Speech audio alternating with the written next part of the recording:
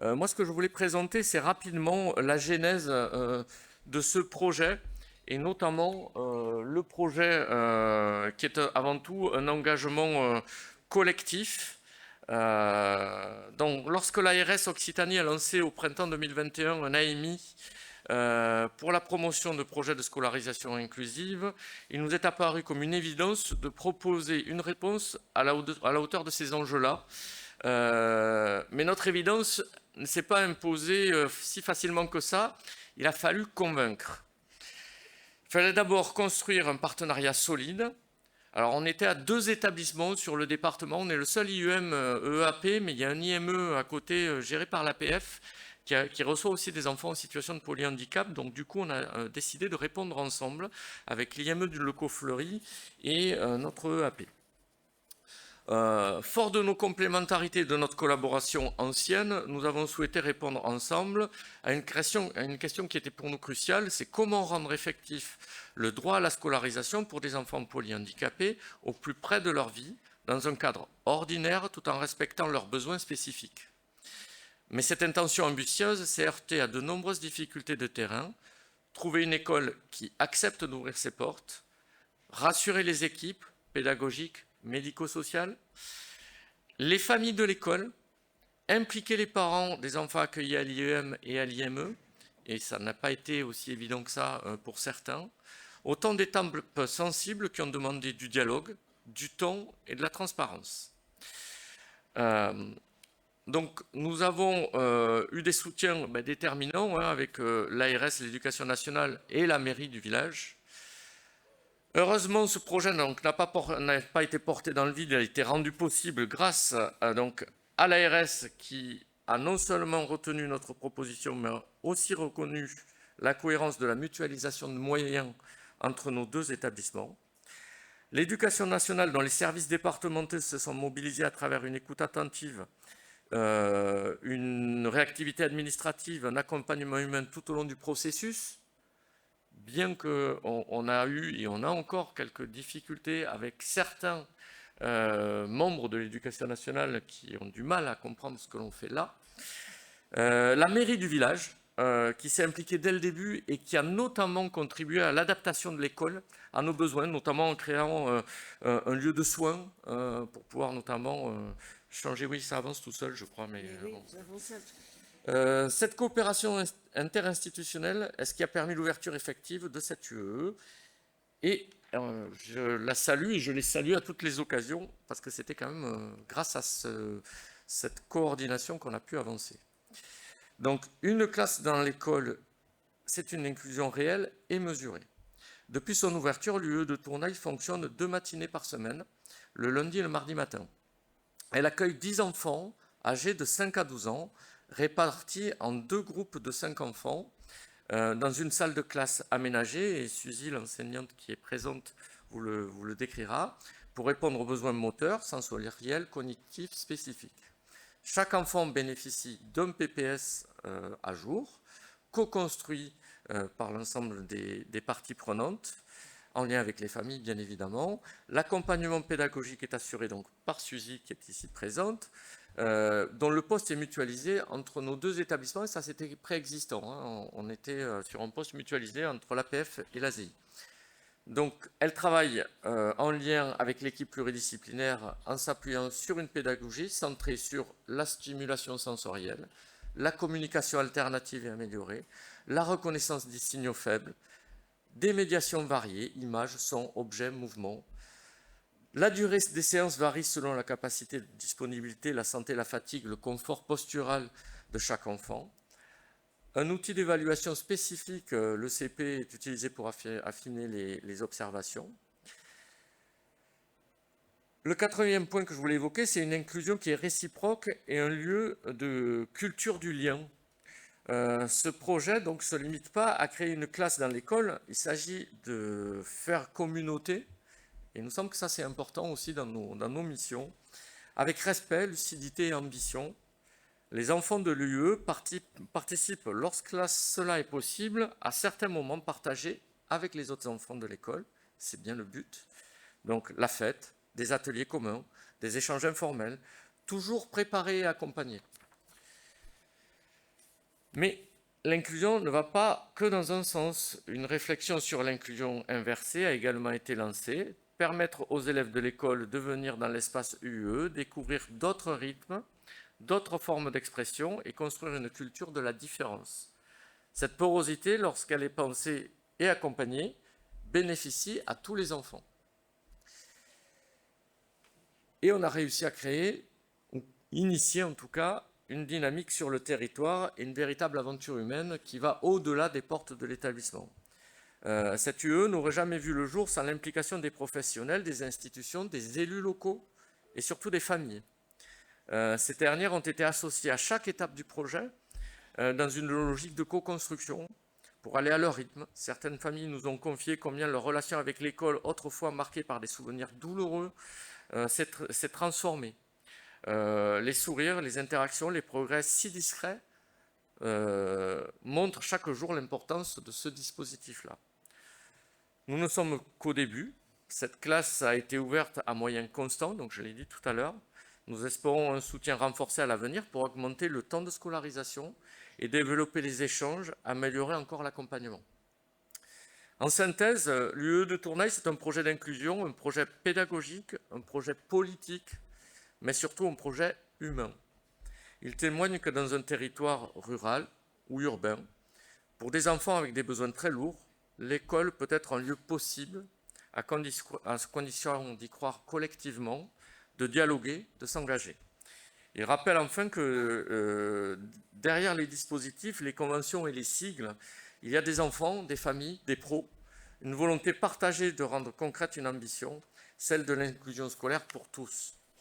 Donc je vais maintenant laisser la parole à Suzy, qui est donc l'enseignante spécialisée, qui intervient sur l'UE, ainsi qu'à Cathy Albessard, qui est l'adjointe de direction, qui vont faire un petit numéro de duettiste. Alors, juste, dans ma précipitation à maîtriser le temps, j'ai manqué à tous mes devoirs. Je n'ai pas présenté nominément les personnes, donc je le fais, il a encore temps. Monsieur Zadro, donc, qui vient de parler, qui est le directeur du bassin Aquitaine, c'est bien ça, pour la ZI, qui va nous parler, donc, l'enseignante Madame Dergali, qui est enseignante spécialisée sur la ZI et sur un établissement APF, si j'ai tout bien compris, et Madame Albessargal, qui est adjointe de direction. Moi, je vais juste faire le maître du temps, en fait. Mais c'est un beau métier. Voilà, je vais essayer de respecter le temps. Parce qu'on voudrait vraiment vous montrer une vidéo à la fin. Et voilà, donc je vous en prie, madame, allez-y. Bon, mais bonjour à tous. Donc, je suis Suzy Dergali, je suis enseignante spécialisée. Je travaille donc sur l'IEM de Tournaille, P2 Bidou, et en même temps sur l'IME au Clos Fleury à Ordizan. J'interviens avec 22 élèves en tout, 11 qui sont en UEI à l'IEM avec porteurs de troubles neuromoteurs. Ensuite, 5 élèves en U2E, donc en unité externalisée, et 6 élèves en UEI polyhandicap. Les interventions se font alors au Clos Fleury. Je tiens moi aussi d'abord à remercier tout le monde parce que bon, c'est une expérience qui m'est offerte et qui est particulièrement exceptionnelle pour moi. Très stressante, je l'avoue, parce que je ne suis pas habituée à parler comme ça en public de mon travail. Mais en même temps, une expérience très très riche puisque je suis très heureuse de pouvoir échanger avec vous et de pouvoir entendre et apprendre encore de tous professionnels et familles qui sont concernés par le polyhandicap. Donc, vous l'avez compris, je parlerai de la scolarisation en unité externalisée en principal. Je n'ai pas inventé tout ce que vous allez voir sur les photos, donc je suis sur les diapos. Donc, je suis allée picorer à droite à gauche et vous reconnaîtrez, pour ceux qui les connaissent, certains documents qui émanent du groupe Polyhandicap Bretagne, de Scopoly Bretagne et de Polyscope. Voilà. Et après, je bricole comme tout le monde aussi. Donc, voilà. Et moi, je vais commencer à vous poser la question, mais pourquoi scolariser ces enfants polyhandicapés, s'il vous plaît? Alors, le cadre légal, je pense que je ne vais pas vous le rappeler. Il a été déjà évoqué à de nombreuses reprises. Voilà, ces jeunes qui sont scolarisés sont reconnus avec cette scolarisation en tant que personnes capables d'apprendre, puisqu'ils le sont. Ce sont des personnes capables d'apprendre, comme tout élève dans le monde. Donc la loi nous dit bien qu'il est interdit de priver un jeune de scolarisation. C'est une interdiction puisqu'ils en ont le droit. Et de priver aussi les familles. Le sentiment d'appartenance au groupe des élèves ordinaires est essentiel et cette porte vers la normalité, que je mets entre guillemets, est extrêmement importante pour les familles, autant pour les familles que pour les personnes extérieures au monde du handicap. Vous voulez, hein? Il faudrait que vous preniez le micro aussi. C'est mieux? Parce qu'il y a un petit problème avec les PowerPoint. D'accord. Excusez-moi. Pardon de vous couper. Moi, j'ai besoin de la petite étagère comme dans notre plan. Je suis pas très grande. Monsieur Zadro, vous êtes d'accord? Pas très grande. Oui, c'est eux qui vont passer. C'est vous qui allez envoyer. Moi, je C'est bon? C'est laquelle là? On en est où là, dans les slides? Là, on est là. Là. Là, parfait. Pourquoi? Voilà, là on est. Ok. Mais il bouge. Donc en fait, l'école ordinaire pour les parents d'enfants porteurs de polyhandicap, c'est la vie de l'école pour tous les élèves. Donc l'entrée à l'école, la sortie, les récréations, les activités, les événements, un contact quotidien avec les enfants de l'école. On a mis en place depuis l'ouverture de l'U2E le système des photos scolaires qui a ravi les parents. Donc des fois, une petite chose comme ça peut être très importante pour les familles. On les comprend très très bien, puisque là aussi, c'est une porte vers la scolarité ordinaire. Et tout comme leurs frères et sœurs, nos enfants, nos élèves reviennent avec la photo scolaire et c'est un plaisir pour les familles et puis pour voir aussi le sourire de nos élèves. Ouais. Et alors, ça veut dire quoi devenir élève? C'est quoi une posture d'élève? Alors, on a parlé de l'étymologie un peu, des apprentissages, etc. Moi, je suis revenue sur l'étymologie du mot élève, qui vient du verbe élever, qui est apparu au XIIe siècle et qui signifie à ce moment-là porter plus haut. Au XIIIe siècle, un petit ajout, amener l'enfant à son plein développement. Donc, on est en plein dans ce qui me semble essentiel pour ces jeunes. Donc après tout ça, un projet pédagogique spécifique à l'UE. Voilà, donc dans le projet pédagogique que j'ai proposé, 4 points différents: l'accessibilité scolaire, l'accessibilité pédagogique, les axes prioritaires et les objectifs généraux et essentiels. Donc au niveau de l'accessibilité scolaire, je te laisse. L'accessibilité scolaire, effectivement, on a fait le choix d'une ou deux matinées par semaine, en fonction, bien évidemment, en lien avec les pluridisciplinaires et le médecin de l'établissement, et qui est défini effectivement chaque année, donc pour savoir si les enfants viennent 1 ou 2 matinées. Voilà. Donc cette unité externalisée, elle fonctionne donc avec des élèves de 6 à 13 ans, puisqu'on respecte les âges de l'école élémentaire. 5 élèves sont présents le lundi, 4 le mardi, et 4 d'entre eux sont présents sur les 2 matinées. 2 professionnels sur chaque matinée, donc un professionnel du médico-social, ASEI ou APF, selon le jour. Ce binôme, il me paraît important de le signaler, est essentiel et complémentaire. Moi, en tant qu'enseignante, je me prépare et je mène les activités. En fait, je suis un peu la personne référente de ce lieu et de ce temps, parce que de toute façon, le statut d'élève, il est donné par la présence de l'enseignant. Et le personnel du médico-social a un rôle lui aussi complètement essentiel, puisque c'est lui qui accompagne le jeune au quotidien. Il veille avec moi, on le fait en collaboration tous les deux, à son installation, son confort, à la manipulation du matériel. Il permet la répétition des notions vues en classe après sur les groupes éducatifs aussi. Donc il est essentiel d'être partenaire, chacun dans son rôle bien sûr. Et ensemble, on va pouvoir créer un environnement qui va être sécurisant, cadré et adapté. On va pouvoir croiser nos regards aussi face aux attitudes des jeunes, nos regards qui sont chacun selon son parcours professionnel, importants et complémentaires là aussi. Donc moi, je trouve qu'il est important aussi qu'il y ait une stabilité sur ce binôme sur l'année, en sensibilisant bien sûr les autres professionnels, parce que en cas d'absence du personnel médico-éducatif, on a à ce moment-là un remplaçant ou une remplaçante qui sera bien préparé aussi à ces temps de classe. Au niveau de l'accessibilité pédagogique, une grande hétérogénéité au niveau des élèves accueillis, une hétérogénéité interpersonnelle d'abord, de par leur âge, leur capacité motrice, sensorielle et cognitive, les modes de communication et les rythmes de chacun, une hétérogénéité intrapersonnelle au niveau des rythmes, des niveaux de développement, d'acquisition, qui sont différents pour un même enfant selon les domaines travaillés. Donc la nécessité, ça a déjà été dit, d'une pédagogie différenciée et adaptée au niveau des objectifs, des progressions, des supports, des outils, de l'aménagement de la classe, de l'aménagement de l'emploi du temps, des étayages, des rythmes et choix des activités.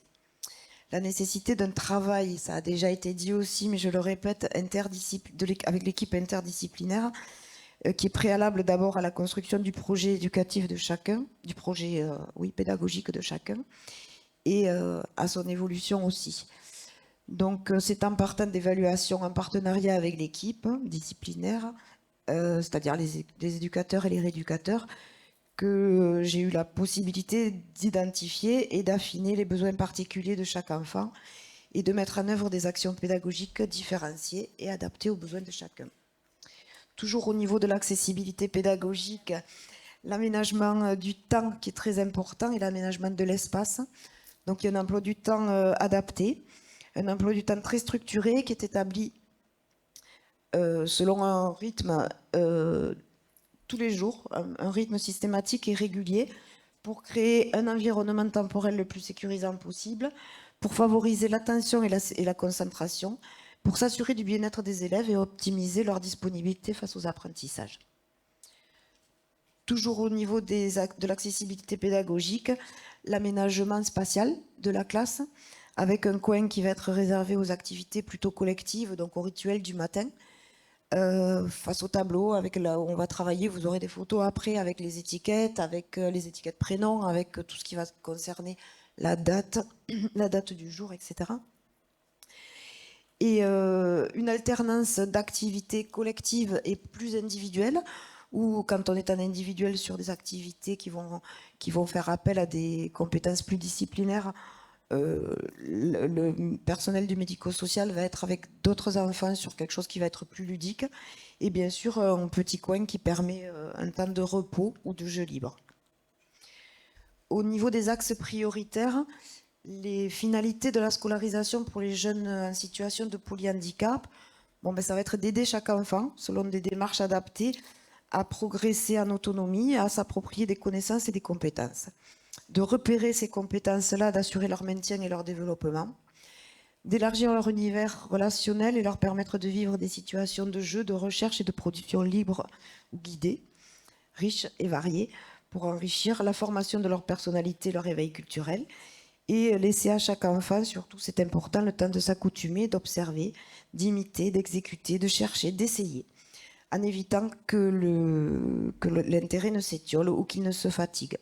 Donc comment on fonctionne en classe de façon beaucoup plus pratique, beaucoup de théâtralisation, beaucoup de relance, de changements fréquents d'activité, tout moyen qui va permettre de capter et de maintenir une écoute, une attention et de relancer la motivation. Donc ça demande pas mal d'énergie, beaucoup de félicitations, beaucoup d'encouragement, parce que les jeunes ils sont très très sensibles et on fonctionne comme ça et on voit que ça marche bien.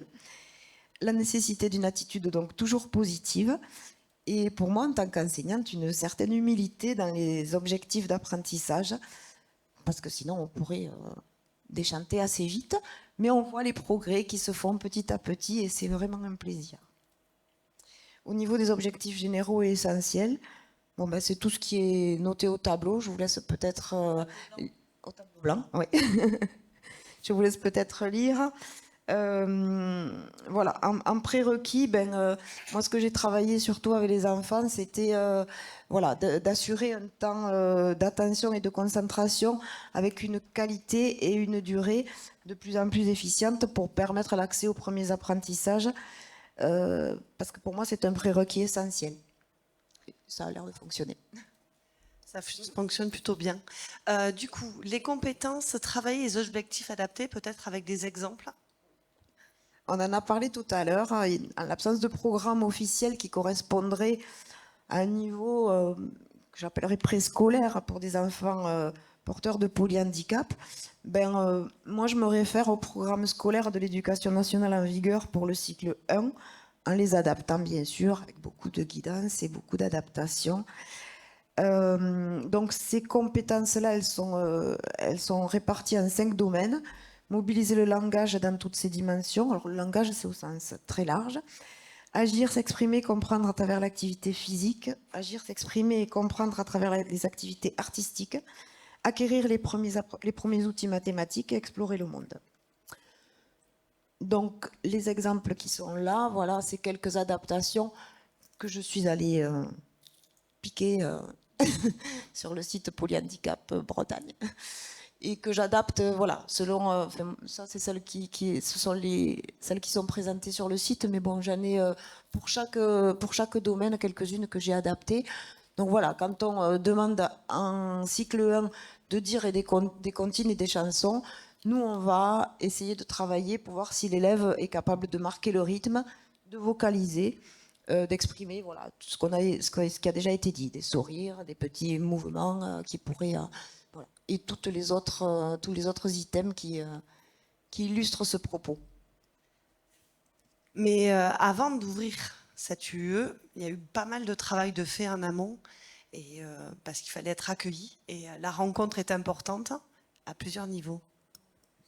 Donc, outre ce qu'a pu présenter M. Zadro, les quelques difficultés qui ont été rencontrées, mais aussi le partenariat qui a bien fonctionné, avant d'ouvrir cette unité qui a été ouverte en janvier, il y a eu une rencontre avec l'équipe pédagogique. Alors, on avait trouvé à ce moment-là plus judicieux que la rencontre se fasse dans les établissements, de façon à ce qu'ils soient bien immergés dans ce qu'ils allaient vivre, et puis de façon à les rassurer aussi un petit peu peut-être.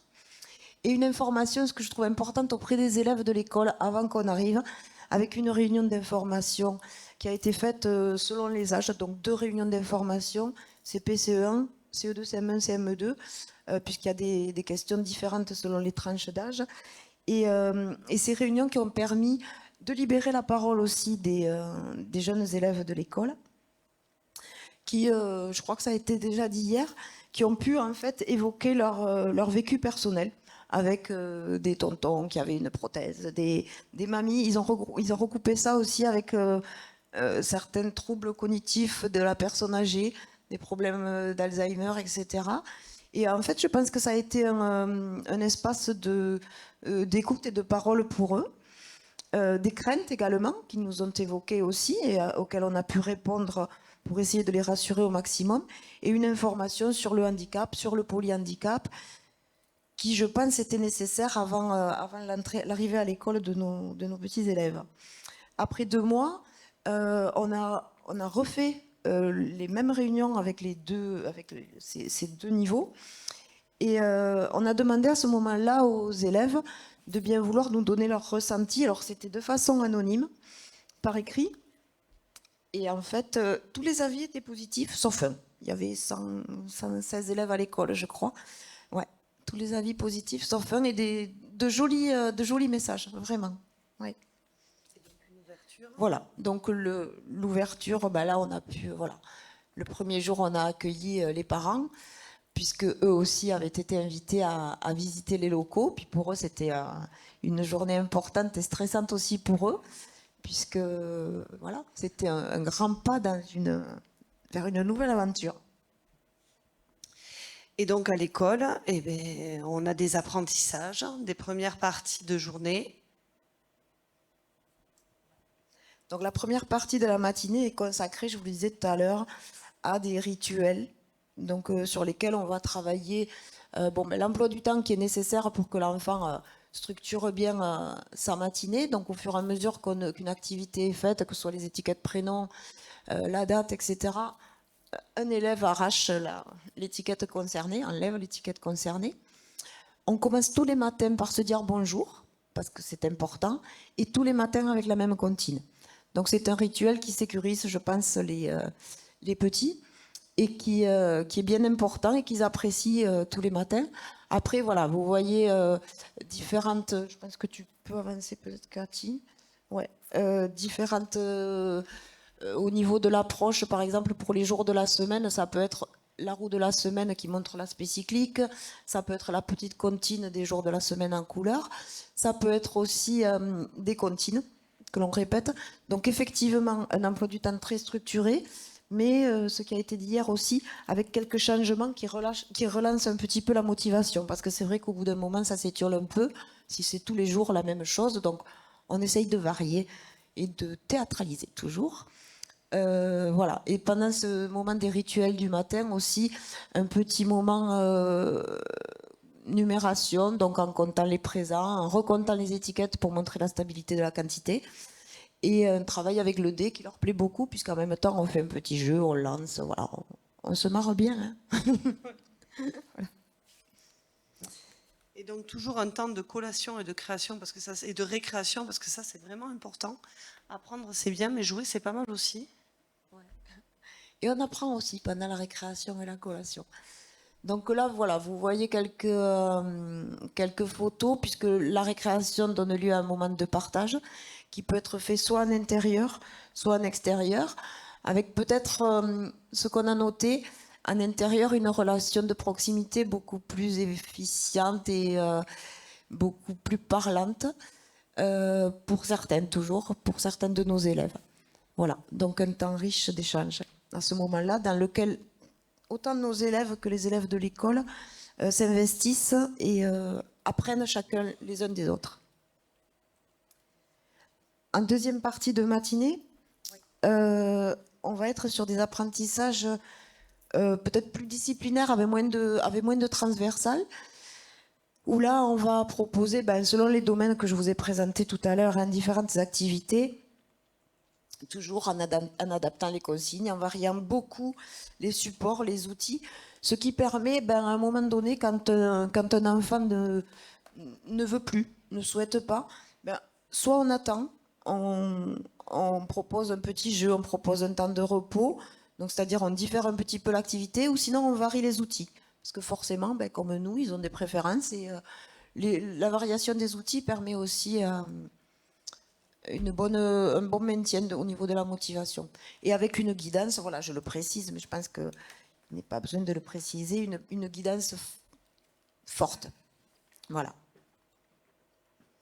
Donc voilà quelques exemples. Donc ça peut être de la peinture au coton-tige, la petite aînée en bas qui travaille avec de la terre, c'était pour un cadeau fait de Pâques, de la peinture avec des ballons de baudruche, avec de la peinture en forme de spotty mousse.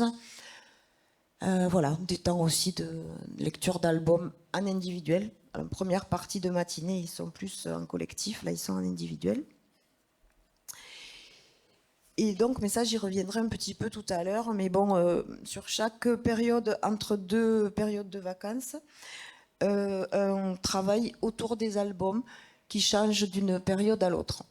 Voilà, donc là, ce sont simplement quelques photos pour illustrer le propos. Dans la matinée aussi, il est consacré un petit moment aux ateliers jeux. Je crois que c'est Madame Atlan qui tout à l'heure l'orthophoniste qui a présenté. Bon, on est dans les mêmes outils, avec différentes formes de jeux, des jeux symboliques, d'exploration, des jeux de cause à effet. Voilà, montrer un petit chien, moi c'est un petit singe. Voilà, des jeux de construction qui vont être aimantés pour favoriser la motricité de certains, qui vont être des constructions d'encastrement pour d'autres, des jeux sensoriels et des jeux symboliques avec, voilà, on habille le petit poupon, etc. Pour fonctionner pour tout ça, il y a des projets sur l'année. Donc chaque année, C'est un peu arbitraire, mais bon, c'est moi qui le choisis. Ou alors en collaboration avec les parents, c'est déjà arrivé aussi. J'essaye de voir un petit peu ce qui peut intéresser les enfants dans leur vécu familial. Donc chaque année, un thème est choisi en fonction des fois de l'actualité, des besoins repérés. Et ce thème, il va être le fil conducteur durant l'année scolaire. Il va permettre la continuité dans les apprentissages. Donc on a eu Petit Loup dans la première année, les Jeux Olympiques l'an dernier, bien sûr, Jeux Olympiques et Paralympiques. Et cette année, on travaille sur les contes traditionnels. Voilà, ce que je vous ai dit tout à l'heure, voilà, un album sur chaque période intervacances.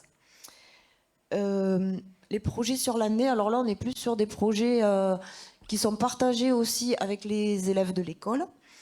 Donc là, ben voilà, il y a la fête de Noël, la fête de fin d'année, un projet poisson qu'on a partagé avec 2 classes de l'école. Donc on a investi dans un aquarium et 2 poissons. Boule et Bill. Pas Bill et Boule. C'est Boule et Bill. Voilà. Et bon, ça a donné lieu à une petite réunion avec les enfants de ces 2 classes, CE1 et CE2. Et puis après, des échanges au niveau le calendrier pour nourrir les poissons, le calendrier pour le nettoyage de l'aquarium. Et voilà. Donc tout le monde a été bien content, je pense, nos enfants, nos élèves comme ceux de l'école. Et 2 enseignantes de l'école aussi qui sont, elles, plutôt partie prenante du projet. Ça Il fait vous plaisir. reste 2 minutes. C'est bon, j'y suis.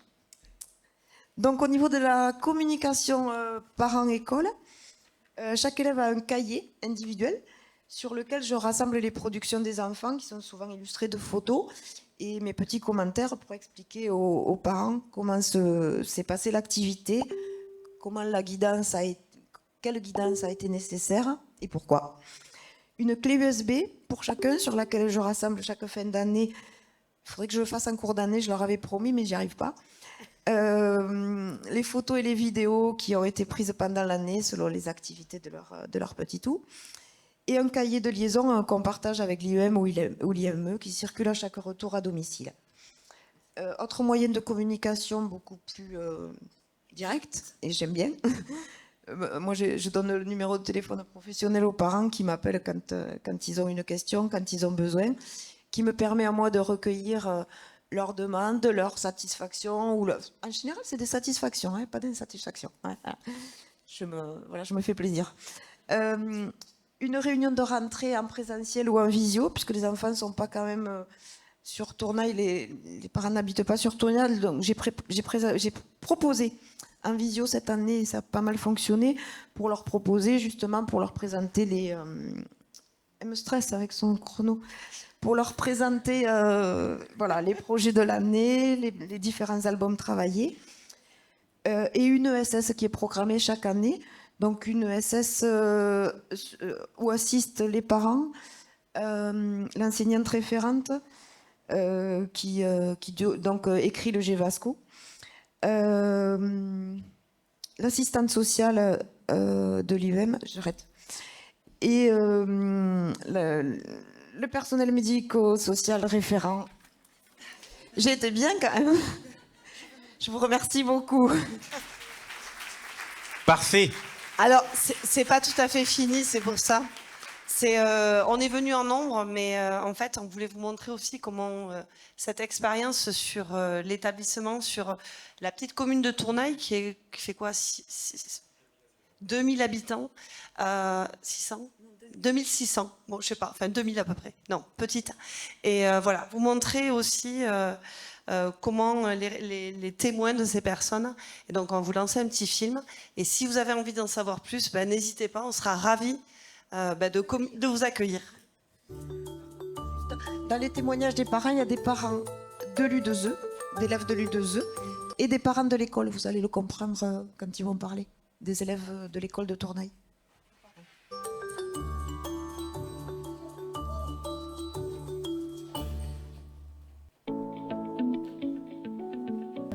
Quand on est parent d'un enfant différent, les choses les plus ordinaires et les plus banales peuvent parfois s'apparenter à un combat un parcours du combattant. Et pourtant, quand on est parent d'un enfant même différent, on rêve aussi de choses qui sont assez simples et banales. Et dans ces choses-là, le fait de pouvoir mettre son enfant à l'école, enfin voilà, ça fait partie des choses simples dont on peut rêver. Du coup, quand l'équipe de Tournai nous a proposé d'intégrer Salomé à ce projet du EE, on l'a accueilli en étant plutôt ravis et enchantés que ça se fasse pour nous en tant que parents de façon très très simple, c'est-à-dire qu'on a juste eu à dire oui, on est d'accord, parce que l'intégration c'est hyper important dans la vie de tout un chacun et que cette UE ça permet à Salomé d'être intégrée à un groupe d'enfants bien important. Au départ, on s'est beaucoup interrogé à se demander si ça allait apporter quelque chose à notre enfant ou pas, si ça se passerait bien avec les enfants de l'école. Et par la suite, on a trouvé ça très positif. Notre rôle, à nous, la mairie de Tournai, ça a surtout été de faire des petites adaptations de travaux, je pense au niveau des sanitaires, pour que l'accueil se fasse le mieux possible. Et après, de mettre les équipes pédagogiques de l'éducation nationale, mais aussi nos agents à nous qui gèrent le périscolaire, en lien avec les personnes qui portaient ce projet pour leur expliquer qu'est-ce qui allait se passer, quelles allaient être les étapes et de faire en sorte que ça soit accepté par tout le monde pour la réussite du projet.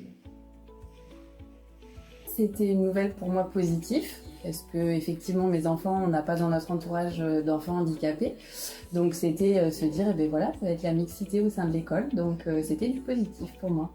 Ça a permis aux enfants et aux parents en fait de vivre ça dans la vraie vie aussi, puisqu'on ne côtoie pas forcément dans notre entourage de personnes ayant justement ces différents handicaps qu'on peut voir avec cette classe. Et ça permet aussi de mieux comprendre pour nos enfants ce qu'est l'intégration, parce que souvent on parle d'intégration par rapport à des classes sociales ou par rapport à des couleurs de peau, on en parle beaucoup dans les médias, c'est des choses qui sont beaucoup abordées, mais par rapport au handicap, pas suffisamment. Et donc nous, ça nous a permis vraiment d'avoir un dialogue et un échange aussi avec nos enfants sur ce sujet-là, et puis surtout de leur prouver juste par le fait de les fréquenter tous les jours à l'école, que on pouvait aussi s'enrichir les uns les autres par rapport à ça. Il est très content de voir des enfants qui bougent, qui parlent et avec qui il peut échanger de façon différente, aller vers eux. Et il est toujours très excité quand il part à l'U2E et quand il voit des enfants de l'école primaire. Alors Salomé est non-verbale, ça veut dire qu'elle ne communique pas avec nous par des mots comme on a l'habitude. Ça n'empêche que le jour où Salomé part à l'école, c'est un jour un peu particulier dans la semaine où on va se servir de cette école comme support pour nous, parler avec elle, la préparer un peu différemment en lui disant aujourd'hui tu vas avoir d'autres copains et copines, c'est pas un jour comme les autres pour elle. Et elle va être capable de manifester de la joie à sa façon, mais comme ça fait une dizaine d'années qu'on vit ensemble, on est capable de remarquer qu'elle est plutôt joyeuse que stressée à l'idée d'aller chaque semaine voir ses copains et ses copines. C'est une solution de scolarisation adaptée qui lui permet de côtoyer des copains une fois par semaine, d'autres copains, et je pense que ça lui plaît. Pour ma grande fille, ça a été elle très difficile. Au début, elle était impressionnée, je pense, par le physique, par l'échange qui était totalement différent. Donc les premières semaines ont été un petit peu difficiles, elle analysait mais beaucoup en retrait, et en fait au fil de l'année c'était la queue devant la classe pour aller échanger avec eux et tout ça, donc c'était formateur pour elle, et c'est vrai qu'on a pu se rendre compte à un moment au restaurant que les gens en situation de handicap qui pouvaient avoir des mouvements assez brutaux ou un comportement différent, ça la choquait pas du tout. Donc, et un autre regard. Il y a eu un changement qui s'est réalisé, ouais. Alors, de la même façon, au départ, avec de la curiosité, en fait, le premier jour où ils sont rentrés, ils m'ont dit, tiens, il y a une classe avec des enfants qui sont en fauteuil, qui ont des petits soucis, etc. Donc, ça a permis de lancer ce dialogue, justement, et puis de répondre à leurs questions, puisqu'il y avait beaucoup de curiosité, mais avec beaucoup de bienveillance, en fait, puisque je pense que ça avait été bien amené aussi par l'école au départ, et ils étaient super contents de cette intégration.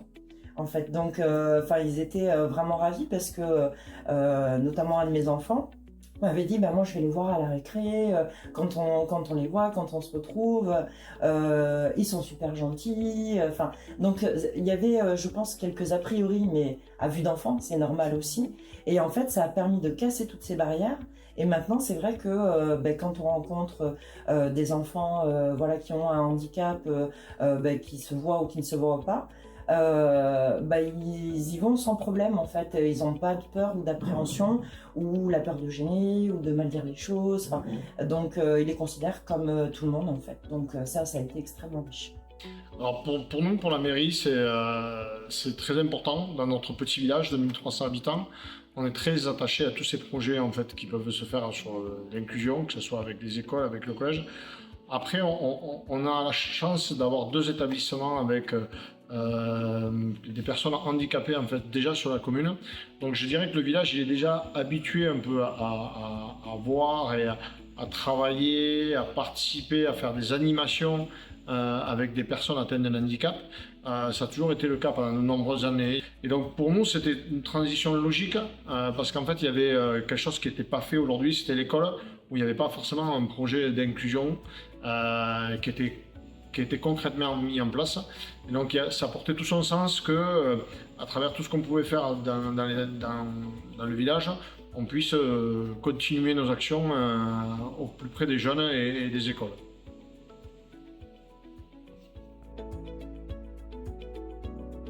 Mon enfant ne parle pas de façon verbale, mais par contre, il exprime son contentement de par des sourires et je pense que ça se passe plutôt très bien puisque l'enseignante spécialisée nous fait souvent des retours et c'est toujours très positif, autant pour les enfants de l'école que pour Léo, notre fils, polyhandicapé.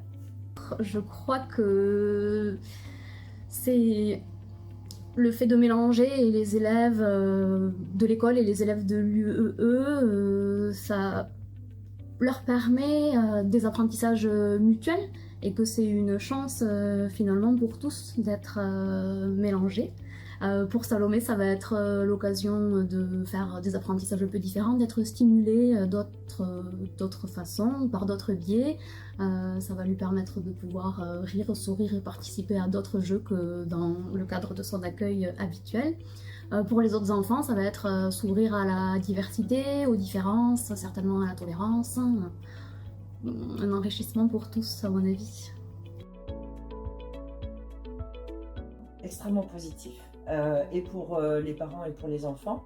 Alors premièrement et principalement pour les enfants, effectivement, et même par rapport à ce que ça a pu apporter dans le dialogue aussi sur ce sujet-là, puisque après on l'aborde, s'il y a des cas, on va dire, à l'extérieur de l'école, on aurait répondu aux questions classiquement, mais en fait c'est quelque chose qui a permis vraiment d'être super fluide et d'avoir vraiment un dialogue enrichissant là-dessus. Et c'est ce que je disais un peu en préambule sur tout à l'heure, sur le début de notre échange. Ils s'enrichissent vraiment les uns les autres par rapport à ça. Et j'espère vraiment que ce concept-là restera et sera même encore favorisé, voire renforcé aussi sur cette école et dans d'autres écoles. J'espère que ça pourra servir d'exemple parce que c'est vraiment extrêmement important pour l'évolution de nos enfants aussi sur ces sujets-là et que dans quelques années, ce ne soit plus du tout un sujet. Pourvu que ça continue, que honnêtement c'est chouette.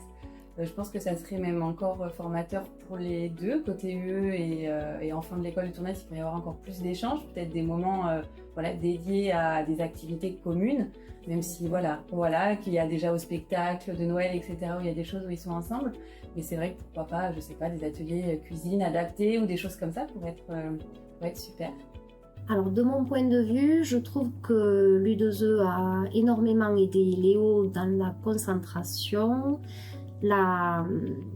l'acquisition de réalisation de différentes tâches, le fait qu'il soit beaucoup plus calme pour réaliser des activités et qu'il puisse échanger, même si c'est pas de façon verbale, mais en tout cas qu'il y ait des échanges avec d'autres enfants, ça lui apporte énormément. Et on parle d'inclusion et je trouve que c'est un beau message d'inclusion que de faire une U2E.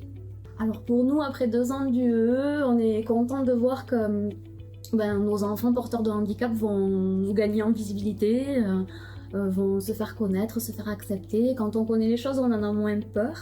Donc on est plutôt satisfait de ce projet qui est tourné vers le monde, tout simplement, que Salomé puisse être mélangée à des gens qui vont bien, qu'elle puisse participer à la fête de l'école, au spectacle, qu'il y ait une photo de classe, c'est des choses toutes simples, mais qui font la beauté de la vie, qui nous permettent de rencontrer à nous d'autres parents, qui permettent de dédramatiser aussi le sujet du handicap et d'en parler plus facilement, de ne pas être gêné. Voilà, c'est vraiment le côté intégration qui est le plus important pour nous en tant que parents, qui permet à nos enfants d'être intégrés et qui nous permet aussi en tant que parents de continuer à l'être, de ne pas être mis à l'écart, avec d'un côté les parents d'enfants qui vont bien, de l'autre côté les parents d'enfants qui sont porteurs de handicap. Voilà. Le bilan est très positif. On a fait un bilan collectif avec les enfants, avec les parents, avec notre personnel. Et je crois que c'est le témoignage d'un enfant qui m'a fait comprendre que ce projet, en fait, il était vraiment très bien. Quand en fait, j'ai senti qu'il y avait du lien et de l'entraide qui se créait et qu'aujourd'hui, en fait, il n'y avait plus des personnes atteintes de handicap et des enfants à l'école de Touraille, mais il n'y avait qu'un seul groupe. Et ça, pour moi, en fait, ça n'a pas de prix quelque part. C'est quelque chose d'extraordinaire. Et vraiment, je peux inciter que les collectivités à faire aussi de nouveaux projets comme ça.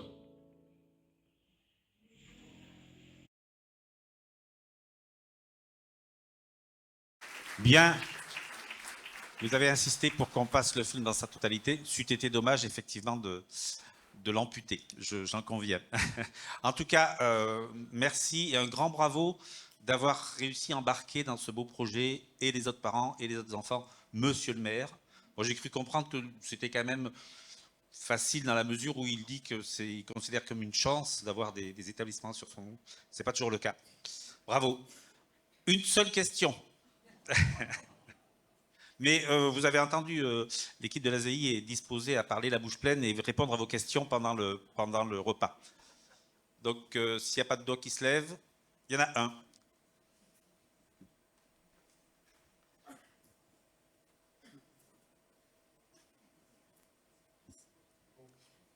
Du coup, ce serait pour avoir un peu les références sur les compétences préscolaires qu'on doit travailler du coup en amont. Si on est dans ce projet-là, on serait intéressé.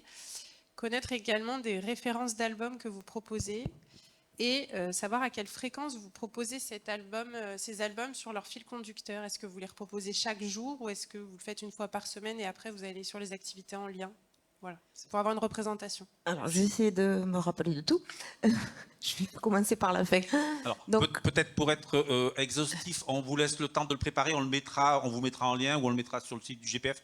Sauf très si bien. vous avez une liste, mais on vous prend un peu à froid là. Et très bien, ça me permet de ça vous va comme réfléchir. ça? On fera le lien et je pense qu'on pourra vous les communiquer sur... Pardon? Bon, Madame la Présidente est d'accord. Ouf. Ok. On gagne du temps. Du coup, on considère que ce n'est pas une question. On peut en prendre... Mais vraiment une seule. Là, je ne suis pas corruptible, sauf à y mettre le prix.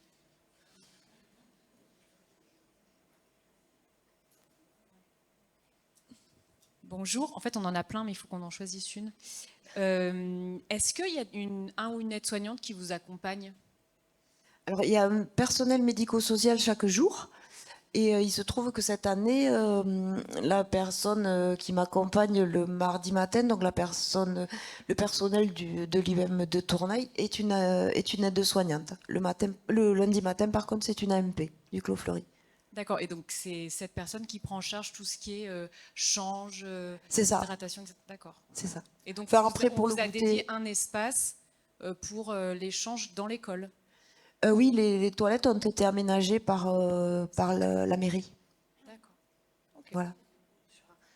Excusez-moi, je veux juste bien répondre sur le côté aide-soignant et paramédical. Effectivement, en tant qu'adjointe de direction, moi, c'est un des éléments qui me semble essentiel de pouvoir effectivement prendre en compte la sécurité des jeunes et donc d'avoir un professionnel soignant me semble essentiel. Donc, je serai plus axée Et effectivement, ça rassure aussi l'institut. C'était pas le cas jusqu'à présent. Mais voilà, temps de formation infirmière, ça me semblait indispensable. Et je complète également, le fait d'être à deux permet, et Suzy l'a très bien décrit, permet aussi des temps individualisés pour l'une comme pour l'autre. C'est-à-dire que quand on a besoin d'une toilette, ça veut dire que l'aide-soignante ou l'AMP sort de la classe avec un enfant, l'enseignante reste avec les autres. Et inversement, quand l'enseignante prend un enfant, c'est l'aide-soignante qui s'extrait avec le reste du groupe pour permettre donc du coup d'être tantôt dans du groupe, tantôt dans l'individualisé, et pour les deux professionnels, que ce soit l'enseignant, l'AMP ou l'aide-soignant. Bien, et bien encore bravo, merci. Et je sais qu'il y a d'autres questions qui arriveront sur le temps du déjeuner. Merci à vous.